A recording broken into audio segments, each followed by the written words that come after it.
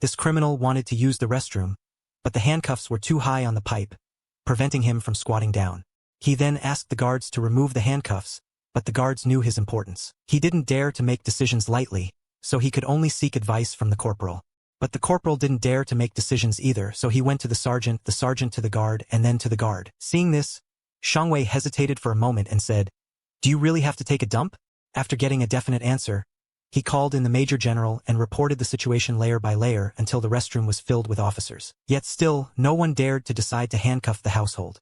In the end, only the general stepped forward. But seeing the absurd scene before him, the general only shouted loudly, "Are you all idiots?" Then he turned and left, and the others followed suit. In the end, no one dared to make a decision, yet such a simple matter stirred up a large crowd. Simply because this criminal was one of the terminators of the dictatorship, the National Liberation Movement ended in 1973, ending a decade of democratic politics enjoyed in Uruguay. Completely falling into dictatorship, in September of the same year, 9 organizers of the National Liberation Movement were secretly held hostage by the military government, including 3 key members of the Tupamaros guerrillas. José Bro and Rosen were arrested, then blindfolded and secretly transferred to a secret base. They were first stripped of their shirts and searched to ensure no violating items were found. They were sent to the first prison. Before they could get used to the environment, the guards covered their heads with prison uniforms and poured gasoline over their heads. And not only that, they were also required to stand upright, forbidden to lean against walls or squat down to rest.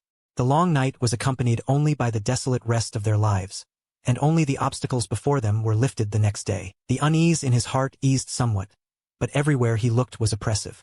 Not only was despair everywhere around, but even the inscriptions left by the previous person on the wall were no exception. To my surprise, the deceased gave up all hope, leaving only a window to the outside world, as if a gift from heaven, silently soothing their hearts. Soon after, the verdict was handed down. The 3 were forbidden to talk to each other and not even allowed to video chat. Their basic human rights were completely stripped away. What awaited them next was boundless loneliness. But even so, they still learned to maintain self-consistency in their cells at their own pace. But what they didn't expect was that the only window that could get light was suddenly blocked tightly by the visor. The sound of the video's hammering nails felt more like a blow to their hearts. Thus, they endured 12 hours in endless darkness, thinking things wouldn't get any worse. Little did they know, the torment was just beginning because under pressure from multiple sides, the dictator could not execute them and could only try to torment their souls after finally adapting to the darkness. They were quickly transferred to another prison. Along the way, they were dissected and covered with headbands, and every step was filled with hesitation, even though they appeared utterly without dignity. Even when confined alone in one place with chains confined within a certain range of the bed, they try their best to maintain dignity. Not only do they wet their teeth with cloth strips after meals, even defecation was done in a fixed corner far from the bed. But one day, a self-proclaimed National Army dictator suddenly entered the cell and threatened the 3 of them separately. "Because of public pressure, we will temporarily make your life a little easier. But that doesn't mean we have compromised. On the contrary, you are no longer prisoners but hostages at our mercy. If anyone outside dares to start another uprising, we will execute you immediately. Even if everything is calm outside, we won't be provoked. Instead, we will find every way to torment you. Until you can't take it anymore, either go mad or commit suicide." But the dictator clearly doesn't realize that those determined to change Uruguay have often been far more than ordinary people after the conversation ended. The 3 were blindfolded, dragged onto a stool to trim their hair, and under high-pressure pistols their bodies were washed away. At first, strong water flowed down cold droplets. This caused them intense discomfort, but soon their craving for clean water rekindled their excitement. After washing their bodies, they underwent another doctor's examination. Although there was no fatal wound on the surface, the skin and flesh that had been abused for years still hadn't been intact. Even the doctors felt a bit sorry for him, and some time passed. Under external pressure, Rosen was allowed to meet his family. Although he had been restored to his original clean appearance through military modifications, the moment his parents saw him, he immediately sensed something was wrong. Not only was his face pale, but his body was so thin it looked like it could shatter at the slightest touch. Yet, to reassure his family, he still forced a smile. He even asked about his daughter's studies, but at only 7 years old, she didn't know how to pretend and immediately shed tears of sadness. Just as he was about to comfort her, beside him, his white-haired father, unable to accept the fact that he was imprisoned, suddenly suffered a relapse of Alzheimer's symptoms and collapsed to the ground, struggling desperately like a fish starving for water. Unable to control his emotions any longer, Rosen wanted to rush out to check on his father, but the soldiers forcibly restrained him and sent him back to his cell. Time flew by to 1975, also the 803rd day of the 3 being held. To ensure nothing went wrong, the military transferred them again to Rosen and Tribe. They were locked in 2 narrow adjacent basements, where they could be measured by stretching out their arms, and their drinking was entirely given by the guards. But the soldiers were used to doing evil. Not only do I give them food for several days, but sometimes I even spill urine on their heads while they drink water. Because the space is so small, they can't even avoid it. His situation worsened. He was confined alone in an oval-shaped barrel chamber, spending only time with birds every day. Over time, he began to experience auditory hallucinations. His spirit seemed to have collapsed until Christmas Day, when he saw dazzling fireworks through the window, and his mood gradually stabilized. Lawson received a delicious meal, and even if someone else had eaten the leftovers, he would stuff it into his mouth without hesitation, neither seeing the fireworks nor ignoring them. Inspired by the sound of firecrackers, he began to try banging on the wall with his hand to attract Lawson's attention. The clever Lawson quickly responded upon hearing this. Then, the two began a long-awaited exchange through Morse code. At first, they could only simply say goodnight to each other, since deciphering Morse code is not easy, but after a year of continuous knocking, they have become proficient with the machines using Morse code, even deliberately spending time with it.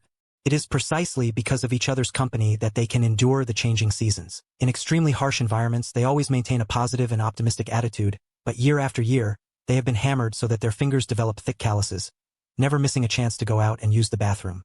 But the video roasted him on a water pipe, making it impossible for him to squat. He then asked to remove his handcuffs, warning that the waste would get dirty and he would eat it. But the video had no right to decide. He could only find the superior's dormitory, but the superior reported it again, and in the end, the matter was dropped. Fortunately, Broinhodford was no longer under enemy surveillance and secretly took some newspapers used by others from the wastepaper building. After returning to the cell, he shared the news with Rosen, which was the only outside news they had heard in 3 years, while on the other side, Hasai was tormented by long loneliness. Suffering from severe auditory and visual hallucinations, he even saw the figure of Z that day, unaware that his mother was only separated from him by a strong margin after being confined in Cyprus. His mother kept searching for his whereabouts, and it wasn't until 3 years later that he finally found some clues. However, when he requested to visit the prison, he was mercilessly refused. Even though he cried and waited all day in the rain, he received not a shred of mercy. Even more regrettable and despairing was that night, say, Rosen and Bro. He was transferred to another prison. This time, the cell not only had thick walls but completely cut off the possibility of communication among the three, but the already narrow space was once again divided into a small section. The area that could move automatically was guarded by prison guards constantly patrolling above, so Rosen dared not cross the line in the slightest. Just as he was about to break down, a turning point suddenly arrived. A prison guard often talks with his companions about the girl he really likes, but in the end, he can't get it and can only complain every day. Lawson says impatiently after hearing this, "What's the point of complaining all day? Why not write a love letter to confess your feelings?" At first, the prison guard, who cared about his pride, sternly scolded Rosen, but after his partner left, he secretly sought out Rosen again. Rosen already possessed exceptional literary talent. Not only did he distill a deeply emotional love poem in just a few words, but he also helped the guards quickly win over the girl he loved. Perhaps because he had once again shown his value, Rosen couldn't help but smile with relief. But that day, while he was sound asleep, he was suddenly violently taken away by the guards. He thought that once the truth was exposed, he would receive severe punishment, but unexpectedly, even a lieutenant in prison needed an emotional advisor. Instantly relieved, Rosen took the paper and pen from the other party. First, I vigorously embroidered the paper to taste, then flexed my stiff wrist and wrote an incredibly moving poem. Since the results were so good, I wanted to express my gratitude and appreciation. The lieutenant not only gave Lawson paper and pens for free, but also occasionally prepared delicious treats for him.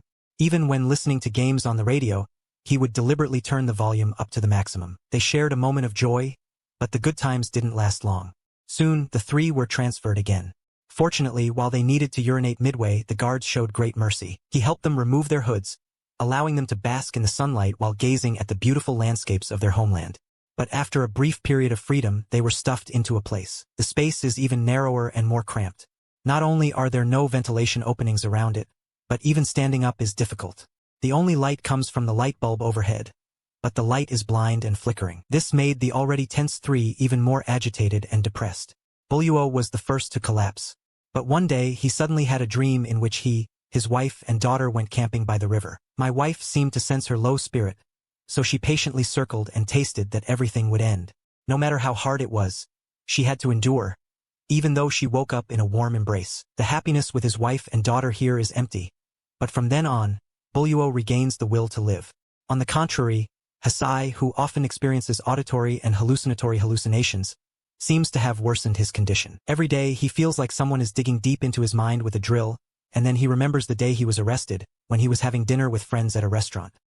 A man wearing glasses suddenly walked in. Watching the other figure approach, realizing his identity had been exposed, he immediately knocked the man to the ground and hurriedly ran out of the restaurant. He ran into a police officer head-on who opened a wall at him. However, he did not die. After prolonged rescue, he regained vital signs due to his special status. He knew much secret intelligence, but no matter how much torture he endured, he remained silent. In the end, the enemy was helpless and had to keep him tightly confined.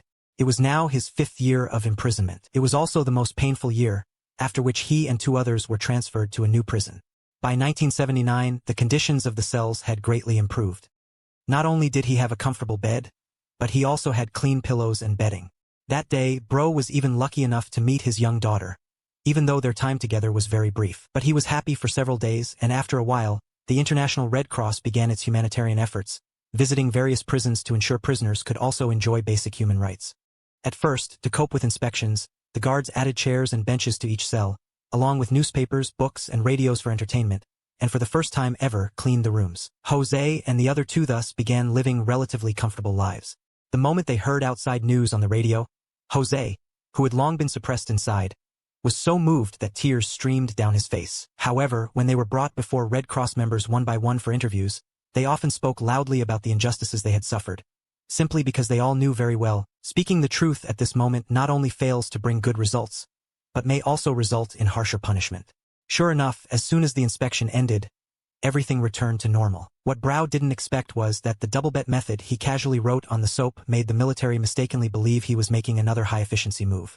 Although, after some explanation, he successfully cleared himself of suspicion, but painful experiences from the past also surfaced in his mind.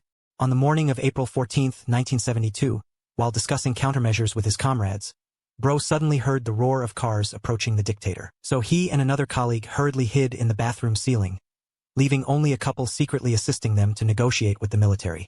However, the military had no intention of negotiating. Instead, adhering to the principle of better to kill than to spare anyone, the entire house was shot, and the unsuspecting couple died on the spot.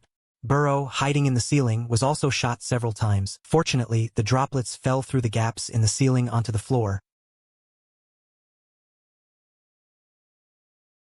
This led to both him and his colleagues being arrested.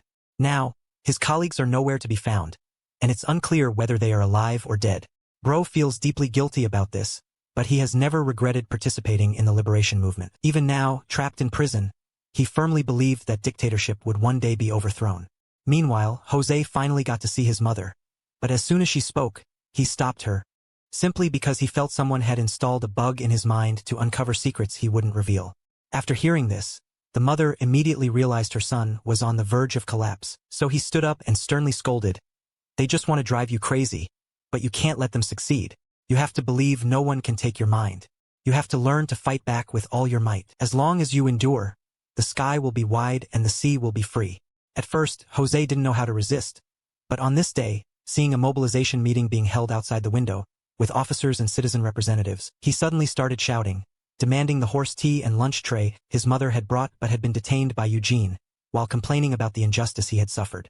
The warden was instantly furious upon hearing this, because the military claims that the criminal was not exploited or abused, and if the truth were exposed, it would surely backfire. So he rushed to the cell to try to control Jose into madness. Unexpectedly, the clever Jose had already discovered his affair through subtle clues. Helpless, he had no choice but to beat Jose up, vented his anger, and then granted his request. Otherwise, his reputation could be ruined in an instant. Not only that, at Jose's strong insistence, he arranged for him to undergo treatment, because Jose insisted that a natural barrier had been implanted in his head. Although the doctor clearly states that you developed paranoid psychosis due to lack of rest and sleep, taking some sleeping pills might improve your condition. At the same time, you have to hold on to any belief you can, even religious beliefs. But Jose said, "I don't need sleep. I need to stop thinking.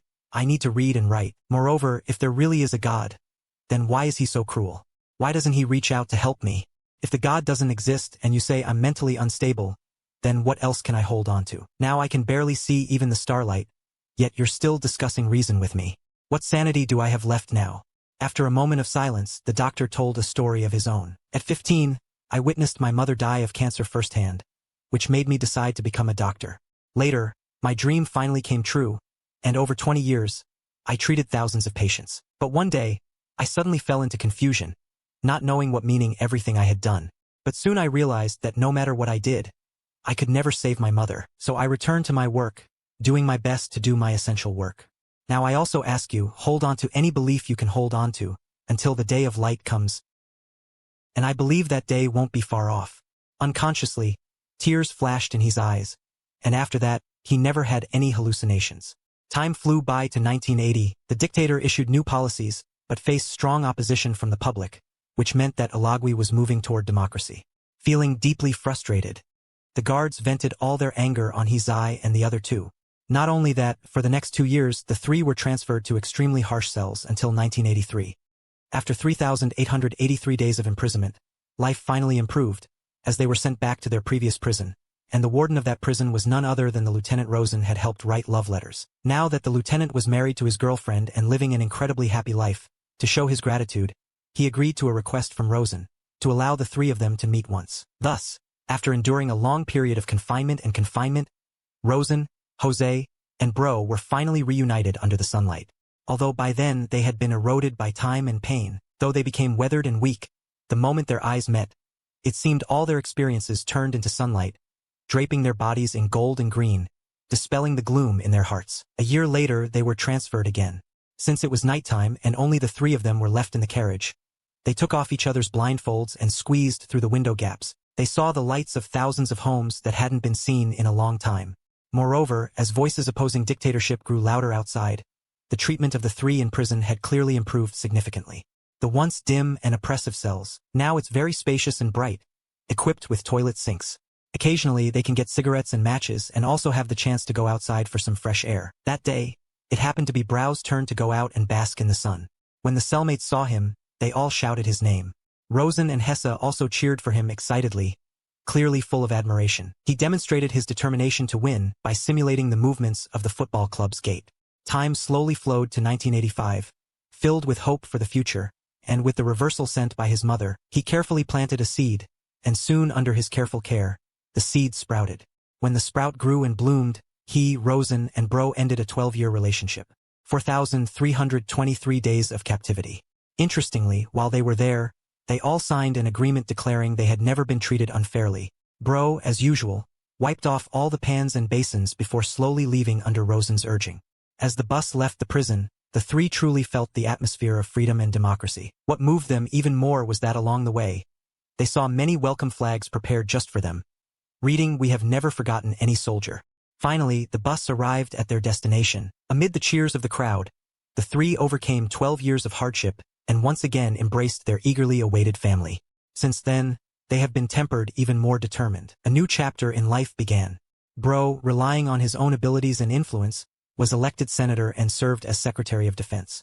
Rosen devoted himself to the arts, becoming a poet, novelist, and playwright. He also served as director of the Cultural Affairs Bureau. Jose, at the age of 75, was elected president of Uruguay in 2010. After taking office, he was sickly and extravagant, refusing to move into the government residence. He still lives on his own farm, driving a beat-up car to and from work every day, accompanied only by 2 bodyguards and a dog. Not only that, he donates most of his salary. Because of his simple style and selfless dedication, he was named the poorest president in the world and ranked among the most influential unmarried individuals in Latin America. Memories of the Dungeon is directed by Alvaro Breckner, starring Antonio de la Torre and Chino Darin, along with Alfonso Tote. The 2018 biographical film was released. In 1973, with the rise of a military dictatorship, Uruguay fell into dark rule. 3 members of the Tupamaro guerrillas, Jesse, Rosen, and Bro, were taken away during a covert military operation, pressured by the international community. The military government could not publicly execute them, so they imposed solitary confinement for up to 12 years, solely to torment their spirits, crush their will, and force them to self-harm or commit suicide. Yet not only did they refuse to yield, but after the dictatorship fell and they regained their freedom in 1985, they embarked on even more influential lives. Suffering can indeed destroy a person, but it can also sharpen one's willpower and make one stronger. If one has faith, even in absolute loneliness and despair, one can still resist boundless darkness. Belief is not necessarily Yuanta's ideal, nor does it have to be gods and gods. It can be family, friends, even a pot overflowing with sunlight or a star in the sky, because as long as there is hope, you will not be defeated. Similarly, as long as you don't give up fighting, the sea and sky will eventually be vast, because time is the two sides resisting hardship. No matter how insurmountable the current predicament may seem, time will always move forward.